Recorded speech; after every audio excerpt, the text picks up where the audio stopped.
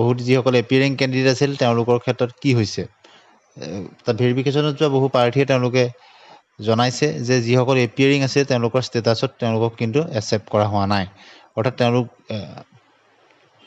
যেতিয়া তেওঁলোকে form fill up কৰিছিলে তাৰ পিছত তেওঁলোকে যিবিলাক ডিগ্ৰী লৈছিলে অৰ্থাৎ তেওঁ মাষ্টাৰ্ছ ডিগ্ৰী কমপ্লিট হোৱা নাছিলে তেওঁ অনলাইন কৰাৰ পিছত তেওঁ পাইছিলে তেনেকুৱাবিলাক মাৰ্কশ্বিট চাৰ্টিফিকেট একচেপ্ট কৰা হোৱা নাই বুলি তেওঁলোকে বহুতেই ক'ব বিচাৰিছে আৰু দ্বিতীয়তে বহু প্ৰাৰ্থীৰ ক্ষেত্ৰত তেনেদৰে অন্যান্য ডিপ্ল'মাৰ ক্ষেত্ৰতো ধৰি লওক তেওঁলোক যি সময়ত তেওঁলোকৰ অনলাইন হৈছিল তাৰ পিছত তেওঁলোকে সেইবিলাক পাইছিলে এপিয়াৰিঙৰ ক্ষেত্ৰত তেনেধৰণৰ ব্যৱস্থা হৈছে বুলি কৈছে কিন্তু যিহেতু ভেৰিফিকেশ্যনৰ পিছত ফাইনেল যেতিয়া লিষ্ট ওলাব তেতিয়া আপোনালোকে গম পাব কোনসকল একচেপ্ট হৈছে কোনসকল ৰিজেক্ট হৈছে সেইটো বিষয়ে এতিয়াই ক'ব পৰা নহ'ব কিন্তু বিভিন্নজন প্ৰাৰ্থীয়ে তেনেদৰে ক'ব বিচাৰে কিন্তু আনুষ্ঠানিকভাৱে আপোনালোকে গম পাব যেতিয়া মেৰিট লিষ্ট প্ৰকাশ পাব যেতিয়া মেৰিট লিষ্ট প্ৰকাশ পাব ভেৰিফিকেশ্যনৰ পিছত তেতিয়া আপোনালোকে গম পাব কাৰ একচেপ্ট হৈছে কাৰ ৰিজেক্ট হৈছে হয়তো পুনৰ যদি ৰিজেক্ট হয় কাৰোবাৰ পুনৰ তেওঁলোকক মতাৰ চান্স আছে গতিকে এতিয়া আমি আলোচনা কৰিম জিডিৰ ক্ষেত্ৰত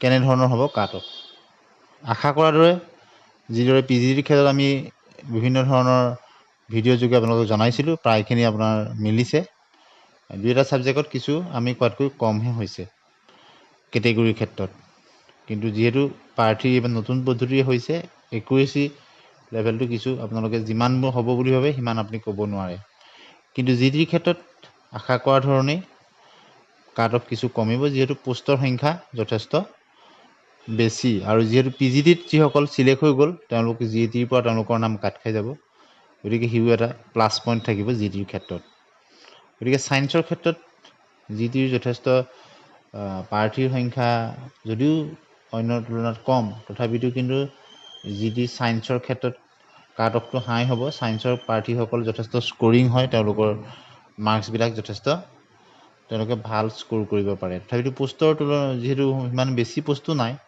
গতিকে ছায়েন্সৰ ক্ষেত্ৰত কাট অফ কেনেধৰণৰ হ'ব পাৰে আনৰিজাৰ্ভৰ ক্ষেত্ৰত ধৰি লওক আপোনালোকে 70+ থকাখিনি আপোনালোকে ছেফ জোনত আছে বুলি ধৰিব পাৰে ঠিক একেদৰে OBC MOBCৰ ক্ষেত্ৰতো তেনেদৰে 68 67 এটা ছেফ স্ক'ৰ হ'ব পাৰে আপোনালোকৰ গতিকে যিহেতু প্ৰথমতে তেওঁলোকক ভেৰিফিকেশ্যন কৰাব ভেৰিফিকেশ্যনৰ কাৰণে তেওঁলোকে তেনেধৰণৰ নম্বৰ থকাখিনিক মাতিব বুলি আমি আশা কৰিব পাৰোঁ অৰ্থাৎ মানে 70 to 75 আনৰিজাৰ্ভৰ ক্ষেত্ৰত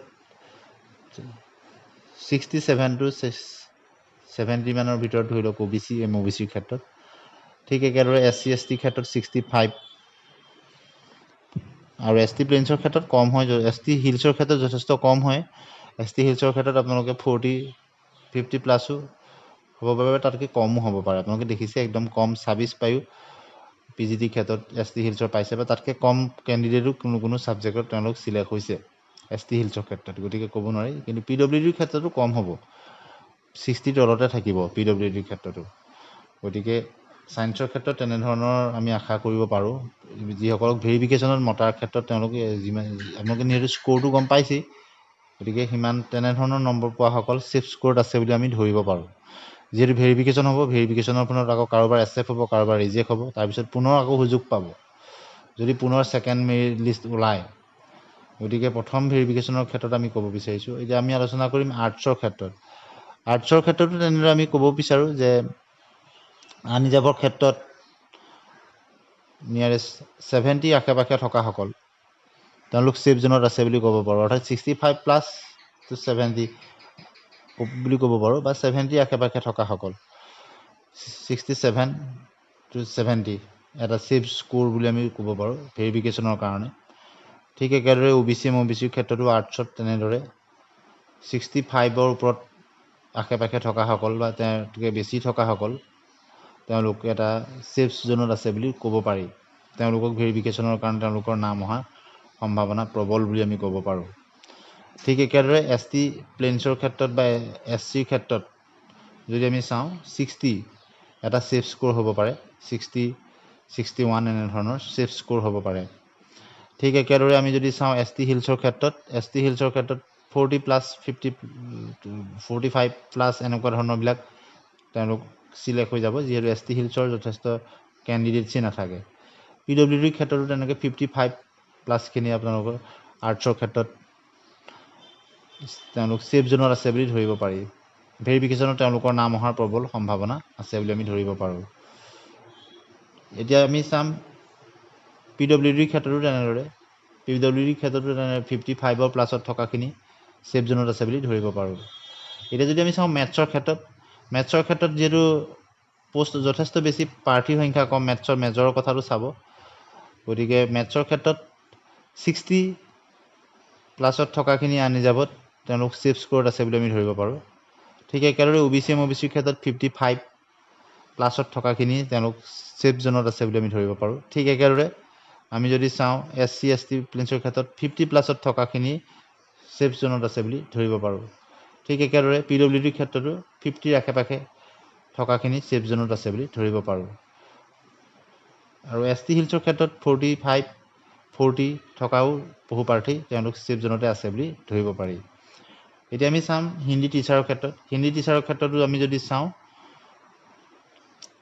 হিন্দী টিচাৰৰ ক্ষেত্ৰতো 60+ থকা আনৰিজাৰ্ভ প্ৰাৰ্থীসকল 65ৰ ভিতৰত 60 to 65 তেওঁলোক ছেফ জোনত থাকিব। মেক্সিমাম হ'লে 65 মানলৈকে যোৱাৰ সম্ভাৱনা আছে।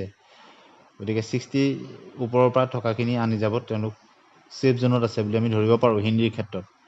তথাপিতো মেক্সিমাম আমি ধৰিছোঁ 65।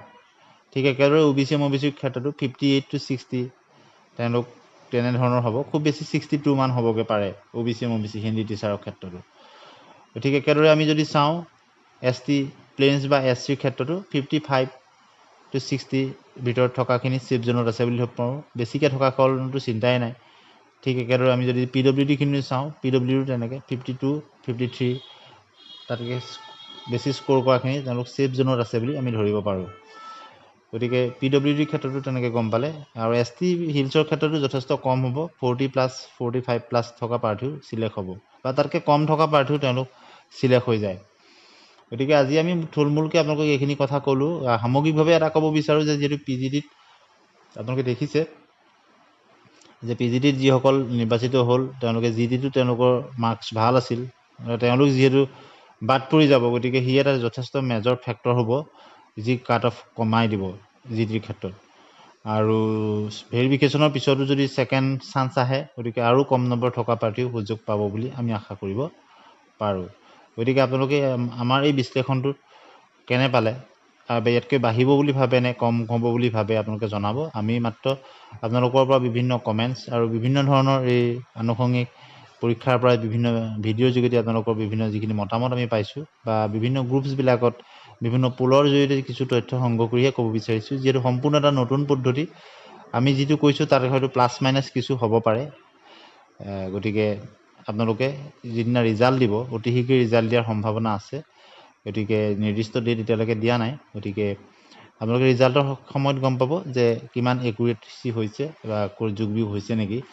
আমি যিখিনি আমাৰ মন্তব্য বা বিশ্লেষণ আগবঢ়ালোঁ, ইয়াক আপোনালোকে কাট অফ বুলি নধৰি এটা বিশ্লেষণ বুলি ধৰিব। আৰু এনেধৰণৰ খবৰৰ কাৰণে আমাৰ চেনেলটি ছাবস্ক্ৰাইব কৰি দিব। ভাল পালে লাইক আৰু শ্বেয়াৰ কৰিব। আপোনালোকৰ মতামত কমেণ্ট ছেকশ্যনত ভদ্ৰভাৱে জনাব। ধন্যবাদ।